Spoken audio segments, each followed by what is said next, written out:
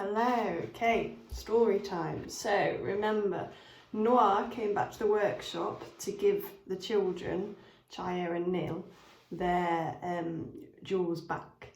But as they were doing this, some of the guards that were from the king were starting to scout round.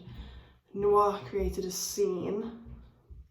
So they saw Neil with the stones. So they've arrested him, all the guards came and the king's men arrested him and started taking him away. Chaya admitted it was him, but obviously because she was a girl, all the guards and General Sari were like, as if we believe you, and like pushed her out the way. So Neil is captive.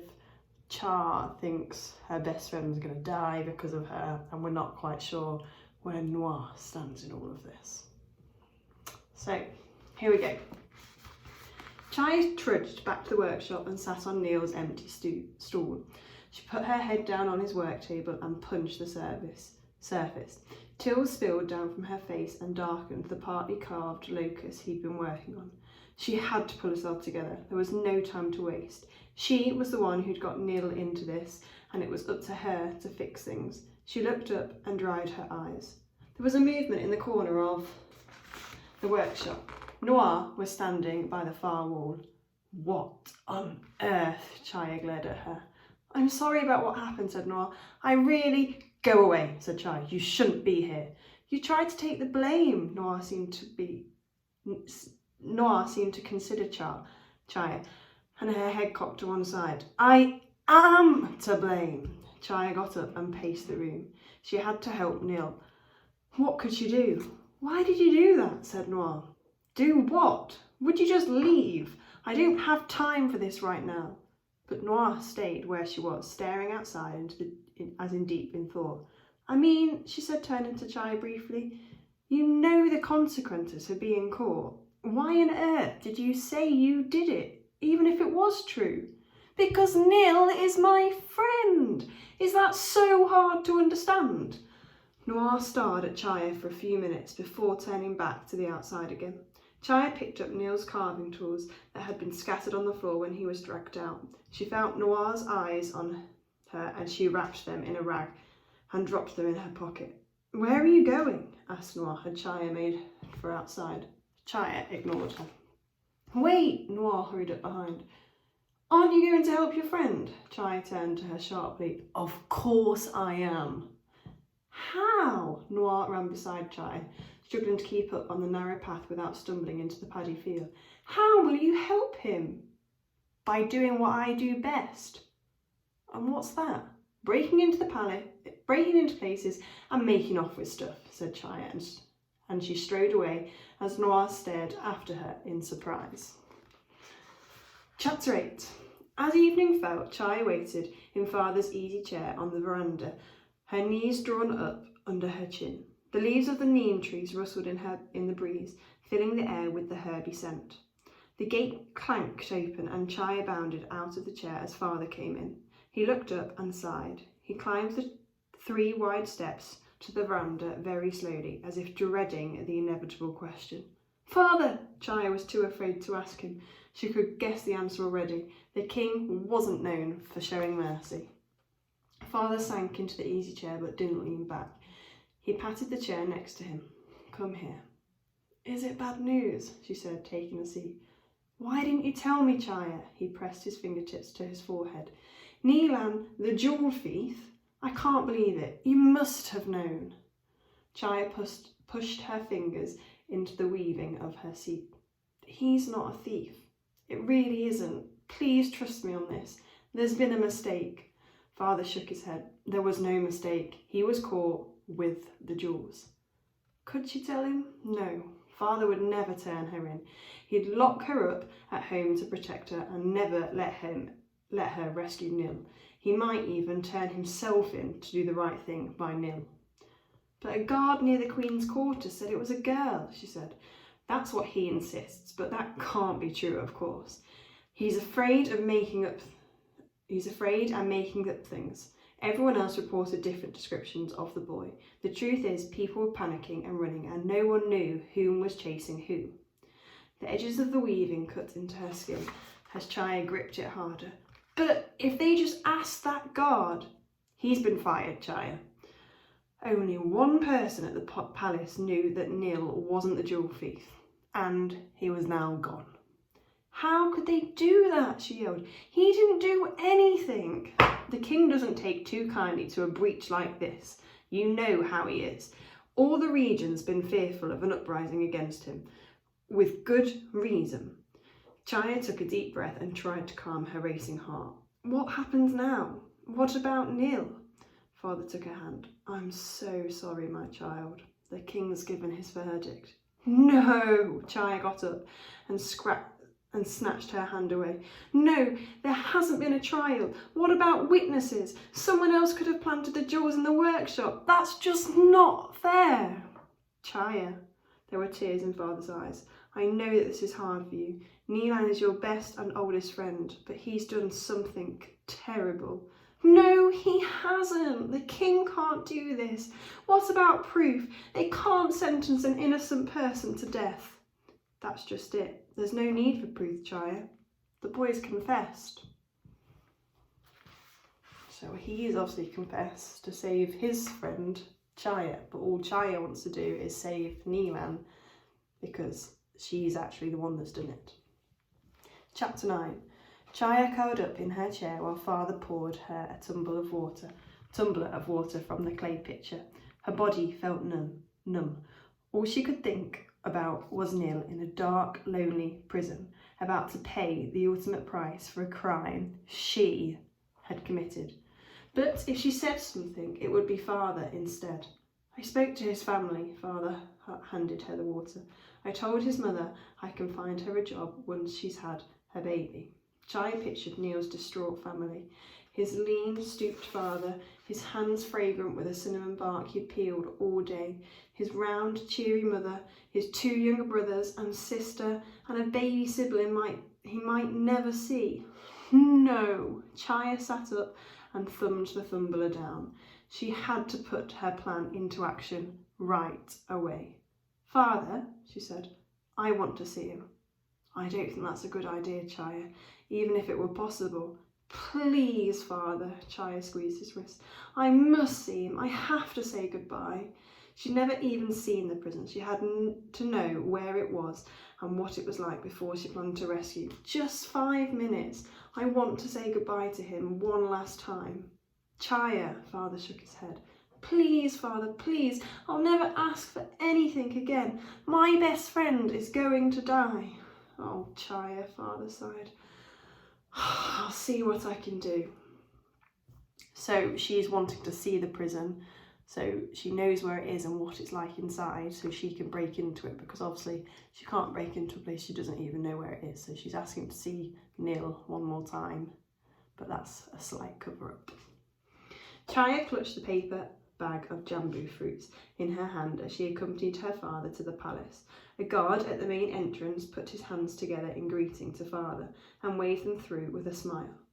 It wasn't easy to make this happen, Father said as they walked up the terrace gardens. It'll be a quick visit. You can see him and then we'll leave.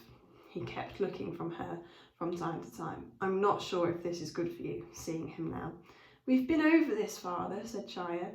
Her eyes swept the place. So far they'd passed through 3 sets of guarding posts and they were still outdoors. You know me. I'm not going to beat my chest and wail. I just need to see him one last time. Father pursed his lips. He took a pathway that ran in the opposite direction to the lion's entrance. Chaya didn't even know about this place, that the palace complex had an underground prison at the bottom, hidden from view where the king's prisoners were held. So it wasn't just gardens and pools on the ground level. A silvery path sloped through a brick archway flecked with moss and down to what looked like an underground complex. More guards, this time when they stopped. Father examining the document, giving them access. This time they stopped Father examining the document, giving them access. One look quizzically at Chaya, but Father quickly pointed out the clause authorising her on the document too, and waved them through. Wide stone steps dipped down into dark buildings. Even the stairs had guards on either end. This was going to be tough. Chaya bit into one of the jambu fruits. from her bag, savouring its sweetness. "Come on," said Father, taking her arm. "Have you changed your mind? We could go home." "No," said Chaya. "I was just looking. I didn't know about this place." "It's not very pleasant," said Father, "but we won't be staying for long." She crunched another jambu while going down the stairs. All the guards appeared to be looking straight ahead, but she could feel their eyes following her and Father as they passed. The building was dark after the brightness outside and smelled of sweat and damp rags. A guard at the doorway checked the document again. He called out to a scrawny young man, "Take them to the jewel thief."